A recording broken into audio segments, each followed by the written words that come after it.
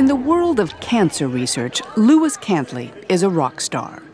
5 years ago, the Cornell University professor was chosen to head a scientific dream team, a group of America's top cancer specialists brought together to supercharge the search for a cure. His findings may not be embraced by everyone, but in the cancer world, when Cantley talks, people listen.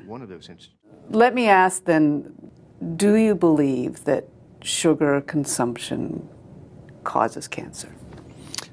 Yes, I think that eating too much sugar can definitely increase the probability of cancer and also make the outcome of people who already have cancer worse. So how? Well, let's review what sugar's made of: one molecule glucose and one fructose.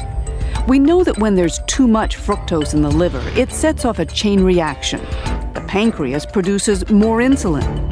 What Cantley now believes is that excess insulin changes cancer tumors, telling them to gobble up the glucose.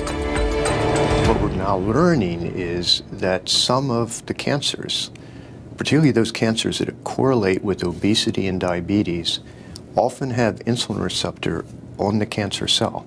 The tumor, by expressing the insulin receptor, tricks the glucose into going into the tumor rather than the muscle and fat. And as a consequence, the tumor can use that glucose as a fuel to grow. So if sugar can fuel existing tumors and make them grow, can it also cause tumors to form in the first place? The science on that isn't as clear yet, but Cantley's taking no chances. It scares me, yes. I think definitely, for example, I'll eat fruit. Fruit has sugar in it, obviously. But if I can avoid any sugar at all in any drinks that I drink or foods, I try to avoid processed foods because it's hard to find one that doesn't have sugar in it. I certainly avoid sugar when I can. So let's start at the beginning. What do we mean when we say sugar? Well, whether it's the white stuff that you bake with or the brown stuff that you sprinkle on your oatmeal, whether it's honey, molasses, syrup, maybe the high fructose corn syrup you've heard of, there's a lot of that in things like pop. Chemically, it's all pretty much the same thing, and we do consume a lot. A little. The first thing to know is that 4 grams of sugar is 1 teaspoon. So with that in mind, let's look at some products. It's no surprise Coca-Cola has a lot of sugar. 40 grams a can, that's 10 teaspoons. But much of the sugar we eat is hidden in foods we don't necessarily think of as sweet. This oatmeal, 3 3/4 teaspoons of sugar a bowl.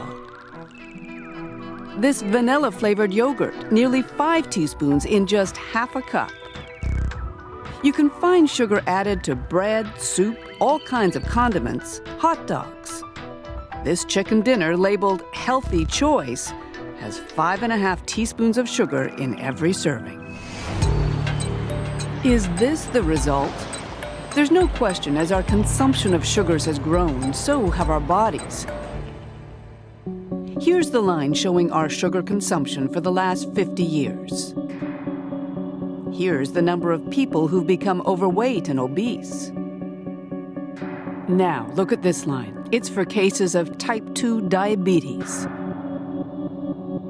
And this one, diseases of the heart. Back in the 80s and 90s, we used to blame a lot of those problems on dietary fat. But then we started taking fat out of our foods. Did the incidence of disease go down? No. So that got a lot of doctors and nutritionists asking why. The answer, according to an increasingly vocal group, is sugar.